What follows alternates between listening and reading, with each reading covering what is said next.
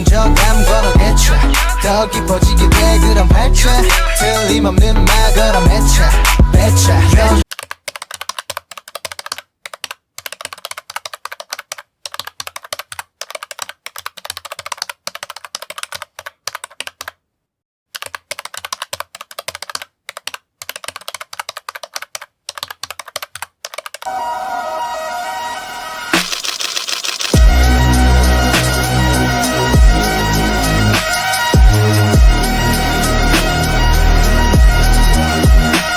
Selamat malam semuanya. Oke. Kami dari mahasiswi Universitas Bina Sarana Informatika. Tujuan dari presentasi atau sosialisasi ini untuk memenuhi tugas kami sebagai mahasiswa kuliah Pancasila Dasar. Oke. Sebelumnya kenalin dulu, kita di sini ada 4 anggota. Ada aku, Adel Saibo, kalian bisa panggil aku Adel. Di sini ada, perkenalkan nama saya Rila Ayu Nurani, biasa dipanggil Rila. Perkenalkan nama saya Reni Anjani, panggil saja Reni. Perkenalkan nama saya Susi Ratnasari Nazara, biasa dipanggil Ratna. Oke, topik yang kita angkat dari tugas kita ini adalah indahnya toleransi di Indonesia.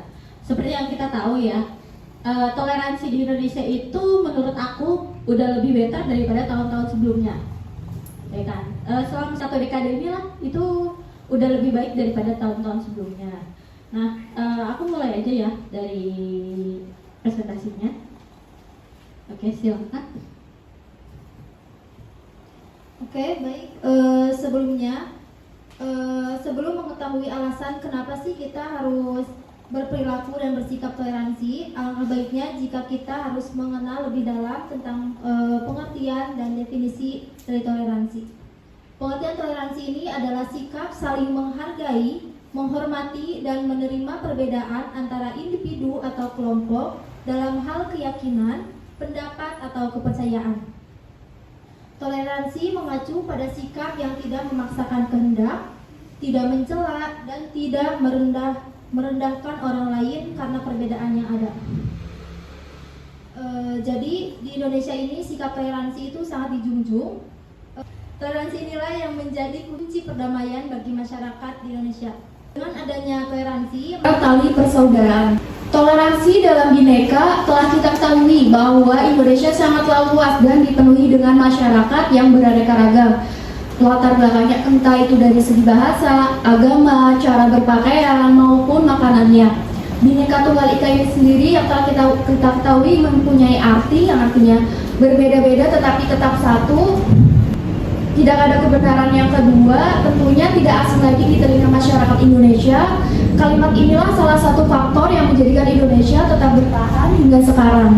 Fungsi Bhinneka Tunggal Ika ini mempertahankan kerukunan sosial yang memang menekankan pentingnya kesatuan di tengah perbedaan dan menciptakan dan menjaga negara kesatuan Republik Indonesia, membangun kehidupan nasional yang toleran dan membentengi perdamaian Indonesia. Dampak positif dari toleransi ini dapat membangun persatuan dan kesatuan bangsa, serta setiap umat beragama dihormati dan diakui hak-haknya dalam menjalankan agama. Oleh karena itu, pentingnya bagi kita untuk terus memperkuat dan mempromosikan pentingnya toleransi beragama, sehingga kita dapat melihat indahnya toleransi di Indonesia. Ada beberapa manfaat toleransi, yaitu 1. Meningkatkan keimanan, menciptakan rasa rukun dan damai, mempererat rasa persaudaraan, Keyakinan dengan kita. Lebih tepatnya kita tuh harus menghormati untuk sesama pemeluk agama atau keyakinan. Nah, juga kita sebagai warga negara itu punya kewajiban dalam toleransi di Indonesia.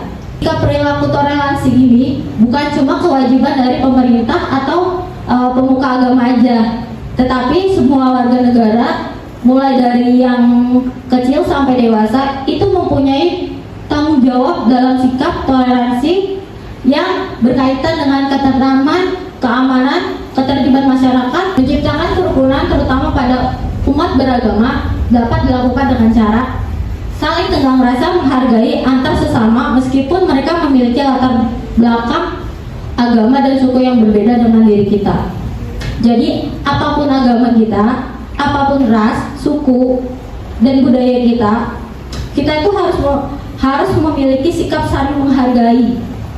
Semua golongan di masyarakat itu sama pentingnya di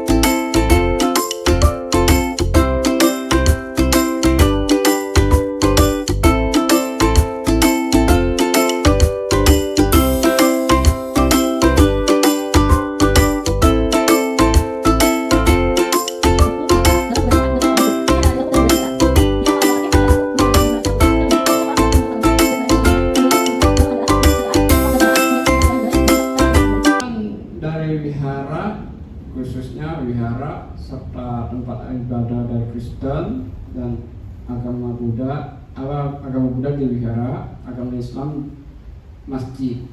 Ya, sesuai pemantauan saya selama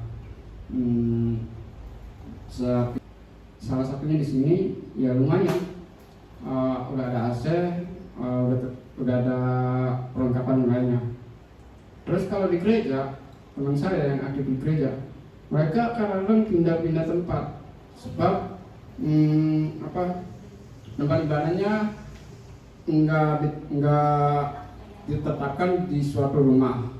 Ya, kadang di ruko, kontrak. sering tuh di mall. Iya, gitu. di mall.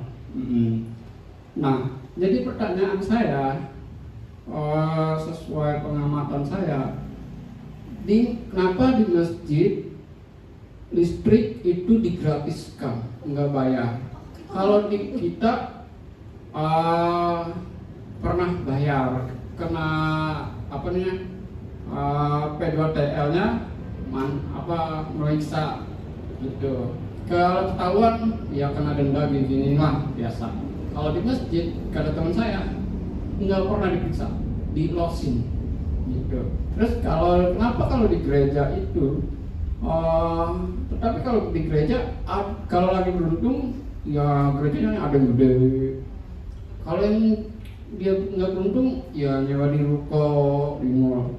Nah, kenapa bisa demikian? Nah, ini termasuk diskriminasi juga gak sih? Aku boleh ngomong belak-belakan ya di sini ya. Jujur sebenarnya aku juga gimana ya, kalau misalkan kita bilang memang diskriminasi secara gamblang ya memang diskriminasi. Iya. Nah, kalau misalkan enggak tapi udah kelihatan banget gitu kan. Iya. Nah, sisi agama lain sih Pak kalau menurut aku. Jadi kalau misalkan dari pemerintah atau masyarakat kita juga membenahi itu bisa sih Pak. Kalau misalkan menurut aku masih bisa untuk dicapai.